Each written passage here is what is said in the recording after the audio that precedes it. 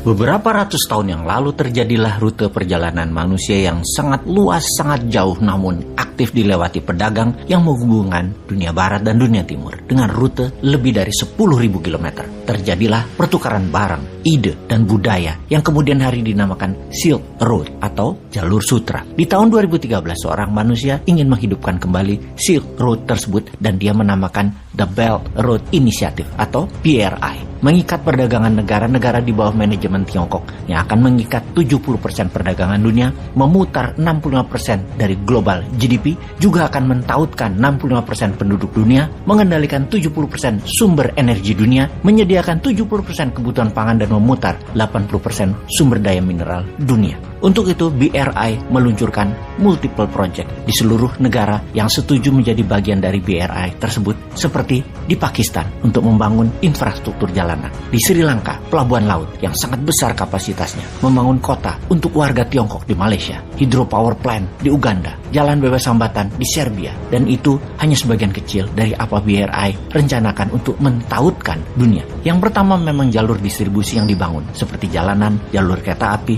shipping line, pelabuhan, pemurnian minyak atau oil refinery, industrial park, pembangkit listrik. Semua telah dibangun di 72 negara yang setuju membangun dengan uang Tiongkok dan jadi bagian dari BRI. Di awalnya, Belt and Road yang dalam arti sederhananya adalah jalan dan ikatan ekonomi dalam propagandanya, namun yang ditakutkan oleh kaum nasionalis adalah sebentar lagi akan ditekankan bahwa yuan sebagai alat bayar dan ini sudah di atas ekonomi karena mata uang adalah kedaulatan kalau yang paham bernegara. Kemudian ideologi akan masuk melalui budaya, kultur Tiongkok yang menjadi satu pemahaman ideologi politik tentunya. Dan ini ditakuti oleh kaum nasionalis. Ideopolitik Tiongkok menjadi bagian dari sebuah negara. Jadi, banyak yang melihat ini adalah super highway atau jalur cepat untuk membuat Tiongkok menjadi negara superpower. Inilah rencana Xi Jinping untuk menjadi world power.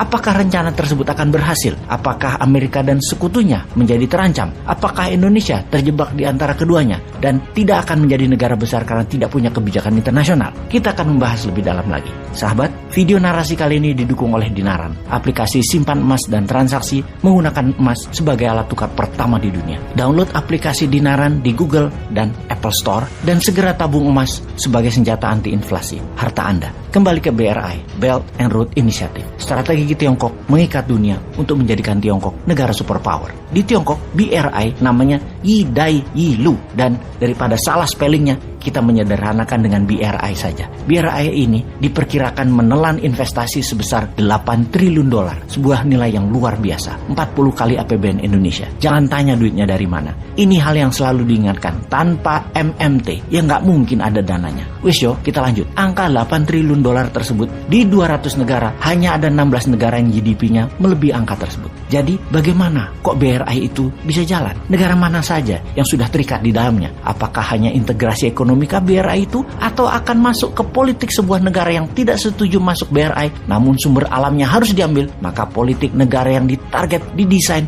dimodali agar pemenangnya adalah orangnya BRI. Dan pertanyaan penting harus dijawab segera. Apakah strategi ekonomi BRI ini akan jangka panjang menguntungkan negara yang bergabung atau hanya menguntungkan Tiongkok? Kita akan mulai membedahnya. Kita kembali ke Oktober 2013 di Kazakhstan. Xi Jinping mengatakan pertama kali tentang semangat membangun kembali sejarah masa lalu di zaman modern tentang Silk Road abad pertengahan yang akan menjadi motor penggerak ekonomi di zaman modern ini. BRI diresmikan sebagai Unify the Global Market atau penyatuan pasar global mulai dijalankan. Setahun kemudian, Xi Jinping ke Indonesia dan menyatakan yang namanya Maritim Silk Road, di mana jalur laut maritim digadang-gadang karena paling murah dibandingkan jalan darat dan jalan udara dalam distribusi barang secara jumlah besar. Jalur maritim yang terbaik, jalur laut, dan tanpa Indonesia ikut, maka rencana besar Maritim Silk Road akan gagal. Laut di wilayah Indonesia, juga selat di Indonesia adalah urat nadi 80% barang made in China. Ada 6 koridor utama jalan darat dalam BRI, yaitu jalur pertama dari Jilin ke Saint Petersburg, jalur darat tentunya menggunakan rel. Kemudian yang kedua adalah dari Shandong ke Denmark, juga melalui Kazakhstan dan Turki.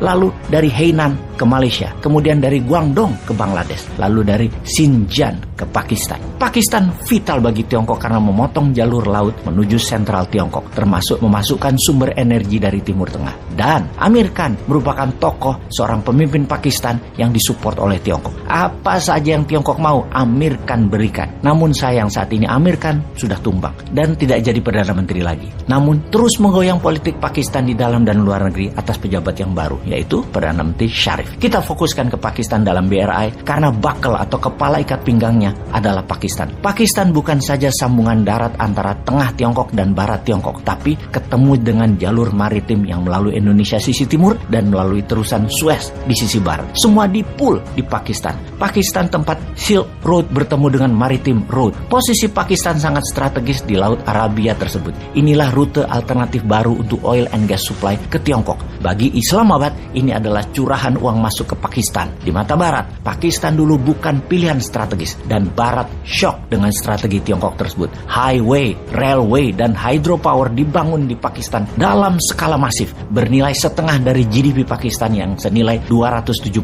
billion dolar tersebut. Siapa yang membiayai? Semua disubsidi oleh pinjaman Tiongkok. Sekali lagi, dengan pinjaman Tiongkok. Tiongkok membangun untuk distribusi barang Tiongkok, namun modalnya pakai aset negara lain. Yang membiayai adalah banknya Tiongkok, yang menerima pinjaman adalah pemerintah Pakistan. Ini proyek pastinya adalah untuk memudahkan barang Tiongkok. Tiongkok yang untung banyak, namun pemerintah Pakistan malah berhutang ke Tiongkok. Sejauh ini, pada mulai paham?